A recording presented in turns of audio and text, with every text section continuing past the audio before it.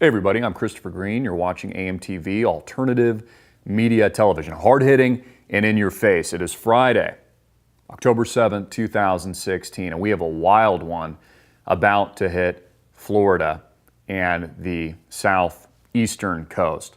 Now, it seems like since I've been doing this nearly 10 years now, we get a lot of these storms. You know, I think about back to the devastation of Hurricane Sandy. I think about Hurricane Katrina. All of these catastrophic events that take people by surprise. And the question we always put out there, and we talk a lot about preparedness here on our show, we ask the basic question, are you prepared? You know, what happens if the electricity goes out for a prolonged period of time? The internet shuts down. You know, keep in mind, we've only had the internet essentially, Twitter, Facebook, YouTube, etc., all these communication tools for roughly 10 years. So what happens in the event you can't turn on a light or you don't have power? Now, it seems alarmist because the mainstream media just baits into this stuff. You know, they call the mainstream media, for example, the rape and murder channel, for example. If it bleeds, it leads. So there's a lot of fear-mongering around this. You know, you see Anderson Cooper, Don Lemon, you know, the CNN reporters with the wind blowing in their face, you know, behind them, and the intense rain and all of this fear. But this is also very, very real. A Fox News anchor made startling predictions about the destruction Hurricane Matthew may cause as it continues along the east coast of America. Shep Smith says of Hurricane Matthew, "Your kids will die." Now, those are not my words. Those are the words of Shep Smith. Popular presenter Shep Smith used strong words to implore Florida residents to evacuate before disaster strikes. He said, "This moves 20 miles to the west, and you and everyone you know are dead. All of you, because you can't survive it." This moves 20 miles to the west, and you and everyone you know are dead. All of you, because you can't survive it. It's not possible unless you're very, very lucky. And your kids die too. And then you can see here, you know, him giving the weather report.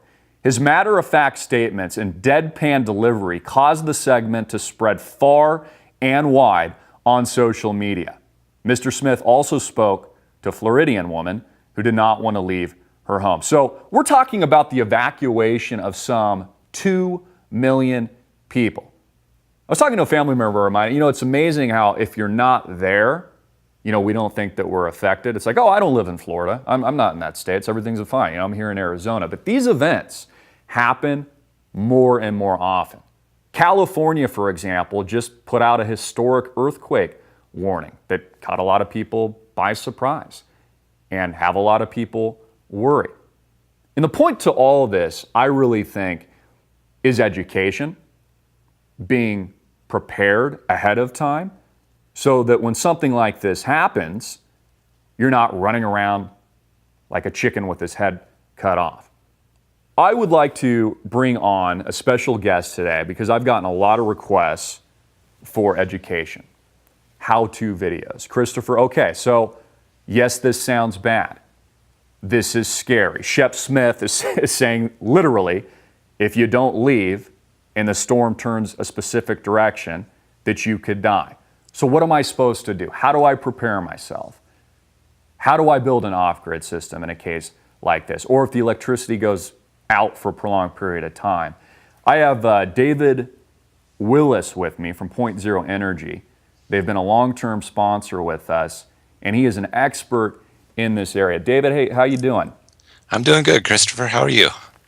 Oh, I'm doing great. So we've got this, you know, big storm coming through, Hurricane Matthew. You know, we've seen it move through Haiti. A lot of this devastation, and you know, we were talking before the program today. These aren't the only type of events that can happen, but the goal of today's show, I really want to give our audience an education on, you know, kind of your background, what you guys do, and how to prepare yourself for these types of events. So, of course, Point Zero Energy. You guys have been a long-term partner with us. In fact, I'd recommend everybody click the link below right now if you haven't already. Go to pointzeroenergy.com where you can learn about David, his wife Sherry, their company, all the things that they do. But tell us a little bit about how you started your company. What was the motivation to get into, backup power and solar backup and all this kind of stuff? Well, yeah, Christopher. We started out pretty much like most of your viewers here. We realized that there were real possibilities that we could have long-term power outages, and realized that we just simply weren't prepared for it. And so I started looking at products out there. How could I have a backup power to keep my refrigerator going? If it's the winter time, how am I going to keep my house warm? My gas furnace runs on electricity.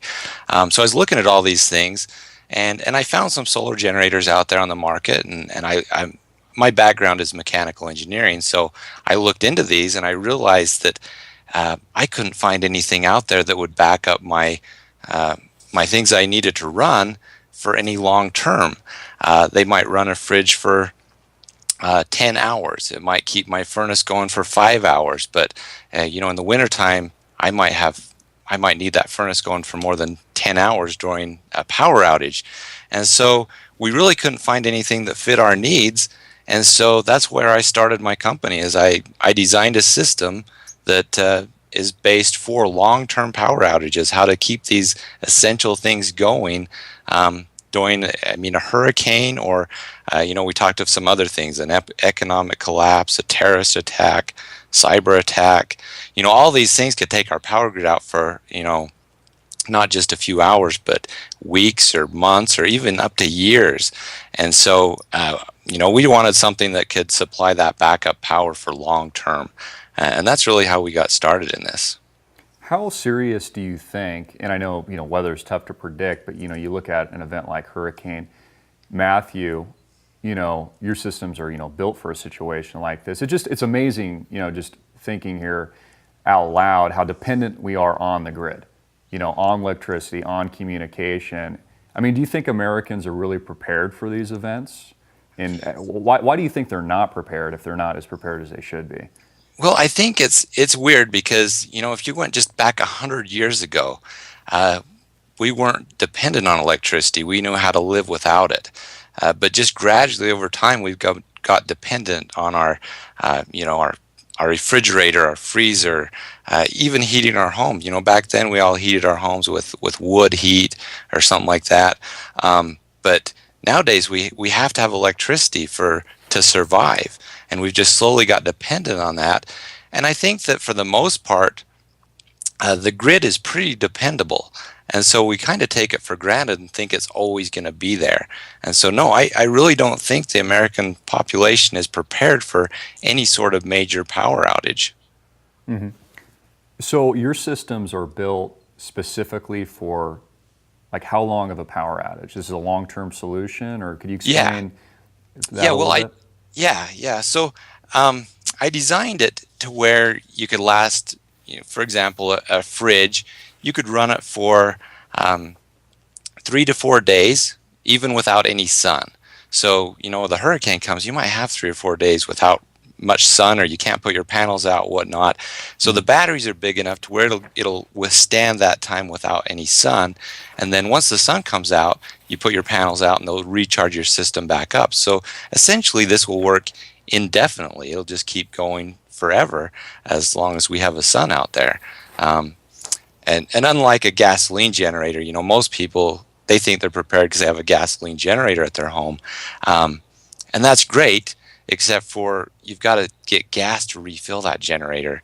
And in a long-term outage, I don't know if you've ever seen those pictures online about people trying to get to gas stations when there's hurricanes going on. I mean, the lines are, clear across the city to get to a gas station. So if they're lucky enough to even have one that has power to pump fuel. So really a gasoline generator doesn't provide that long-term power backup that you need in these sort of situations. Yeah, and we're seeing that too. You see these bottlenecks where, in Florida, days prior to this event, as the storm's moving through literally, right now, and I hope there's not much devastation. I hope the forecasters are wrong, but, you see all the cars backed up, piled up, waiting for gas, and it's just all of a sudden there's a bottleneck. Or people are rushing to the store shelves and they're clearing out water, food, essentials. It's like, you need to do those things before these types of events. Disasters strike, hope for the Right. best, plan for the worst. It's not just hurricanes. And like you said too, I think it's important to remind people that the grid is dependable in a lot of respects, but you plan for disaster and these kinds of situations that can potentially happen. Now, so tell us a little bit about your products. One of the units I'm most familiar with is the HomeGrid 5000 HD solar generator. Could you tell us the differences between a few of the different products, kind of how much power you get with each, et cetera, and just kind of elaborate on that a little bit? Yeah, so the 5000 HD is really designed to run pretty much everything in your home. It has the 220 volt power, so you can actually plug it into a 220 volt outlet, disconnect the grid, because you don't want that turned on when the grid comes back on. Disconnect the grid, plug that on, and it'll turn every outlet in your house on and run everything. Now, obviously, in its form, it only comes with 400 or 800 watts of solar, whichever unit you choose, and so it's not going to run everything. If you have electric heat, it's not going to keep that going. It's not going to run a clothes dryer long term, things like that. But it will run your refrigerator, your freezer, gas furnace, things like that. Those essentials that you really need, it'll keep those going. And we design them for long term. For example, our HomeGrid 5000 HD, we have an ultimate version which comes with a large amount of batteries. It'll run a fridge for 106 hours without any sun to recharge that battery. Wow. Yeah, 106 hours on a standard refrigerator without recharging. Yep. Yeah. Okay. And then once the sun comes out, it'll charge that back up in 9 hours of sun, and you're back full and ready for another 106 hours of no sun. Mm-hmm. Yeah, one thing to keep in mind too is that these products aren't just for disaster. One of the things I like to do is I like to get out of the city on the weekends. I like to camp, RV, do these kinds of things. But these are also portable units you can bring along with you. Right. Are you seeing most of your customers using it for those types of purposes, or is it mostly for preparation, or both? Like, how do you see it? The products most used in practice? Yeah, most people buy it for the purpose of backup power in case of an emergency. But then usually when they have it, they go camping and they think it's fun to take that along and run their TV and VCR and have a fridge there and that sort of thing. But usually they don't buy it for that purpose. It's just an added benefit that they have with that generator. Okay. Now, a typical family of 4, let's say, needs backup power. Which of these different options would you recommend for like your typical family? The power goes out. What do they need, and how do they prepare with these products? So the biggest question is they need to know if there's anything 220 volts that they need to run. So if they have like a well pump or something like that that's 220 volts that they need to run, then they would definitely have to go with one of the 5000 HD versions. If they just want to run, a fridge, freezer, cooktop stove, microwave, things like that to keep them going, some lights, then they can go with the 3000 version, which is a little bit less money. But if they do want to run a fridge long term, I would recommend going with either our 3000 Ultimate or our 5000 HD Extreme. Both of those will run a refrigerator for over 50 hours without sun. And really that's the size I would say for an emergency is one of those two. Now, is there any special setup or installation that needs to be done to the house or anything like that to work with everything? Or no, if you just want to run things temporarily, you can just wheel it right into your kitchen or whatever. The panels come with 25 feet of wire, so you can set those outside, run a wire through the window or whatever. You can obviously extend those longer if you need to. And then you can just plug a microwave, your fridge, whatever, into that. Now there is with the 5000 HD the option to plug in to the home electrical system. And with that, you would have a little bit extra. You would need to make sure you have a switch to shut the grid off, and then you'd have to have a 220 volt outlet somewhere to plug into or connect directly into an electrical panel. But it will work just by itself without any electrical modifications. Okay. One question I get a lot is we see a lot of these backup generators that are on the market today. What do you think, sets you guys apart, makes you different than, let's say, the other options available? Well, there's two real things that I see. One is the size of the system. Most you see on the market are just way too small for an emergency situation. They're fine for camping, things like that. It'll run a TV.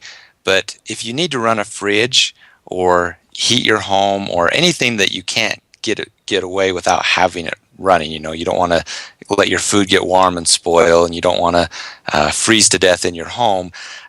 So if you have something that's really essential, you need to have enough power so when the sun isn't there during a storm or whatnot, that it'll keep running. And most of these just simply aren't designed big enough for that. And then another thing, and this is what most people don't understand, is the efficiency of different components in these systems. In fact, I was just looking at one the other day that was actually twice the size of my Ultimate HD package. But when I actually looked at the inefficiencies of both the inverter and the charge controller, I found that, let me look here real quick. So it actually would only run a fridge for 27 hours without sun, just because of the inefficiencies in the system. And so most people don't know this. They'll just look at it and they'll see, oh, it's got 800 watts of solar and it'll do this many watts. But they don't look at the small details in there and see that how long can it actually run something for? And that's what's important. What advice would you give, so we've got this storm moving through, to Florida, if you're in Florida and you haven't evacuated, you're not prepared. You should get out. I mean, I was watching last night, on television just to see how the storm was developing on the Weather Channel, and they're saying 2 million people are evacuating. They're showing all these horrible pictures, and the reporters, I'm thinking, God, you guys need to get out of here too. Like, why are you standing there if there's an evacuation? What advice would you give to people that aren't prepared? I mean, how can they take action today and become educated and learn about more what they need to handle an emergency like this or some of these other incidents that we talked about? Yeah, well, I mean, for the storm that's going on right now, it's really too late to prepare at this point. But for future events, really it's tough because most systems out there that are sold, they sell them through a big distribution of marketers, and those marketers usually don't even understand solar or anything about it. They just know the points that sell the generators and that sell these solar. So really, you've got to either find somebody you trust that sells generators, or do the research yourself and figure out what all these things mean. What does a MPPT charge controller mean? What does idle power consumption on your inverter mean? All these things that most people don't really want to spend the time doing, but you really have to do that if you want to get something that's going to be sustainable for you. I do have a lot of education on my website. I have a PDF you've been advertising on your site about how to educate you on how to make a backup system that you can depend your life on. It goes through all these different aspects of a system. And unfortunately, with the world that we live in, you really have to educate yourself if you want to get something that will do what you want to do. You can't trust the person selling them anymore. Yeah, and I always try to emphasize that, to our listeners too, that you guys are a real family business too. I mean, you're not going to pick up a phone, call you guys, and be sent out to India or one of these places. You're going to speak with a real person. It really is important. I think the education side of it is extremely valuable. David, thank you so much for coming on today. If you're tuning in and watching, please click the link below right now. Visit our sponsor, PointZeroEnergy.com. Also, a phone number, David. Is there a good number for people to reach out and give you a call directly if they just want to learn more about the products and speak with you? Sure, yeah. We have our phone number is 208-530-2393. It's also on our website at the top of the page, so if you didn't write it down, you can just look there. David, thank you so much for taking the time out of your day to share all this with our audience. Thank you, Christopher. All right, I'll talk to you soon. We got to go to a quick break. I'll be right back. I'm Christopher Green. You're watching AMTV, Alternative Media Television. Hard hitting and in your face. Click the link below right now. Visit our sponsor, PointZeroEnergy.com.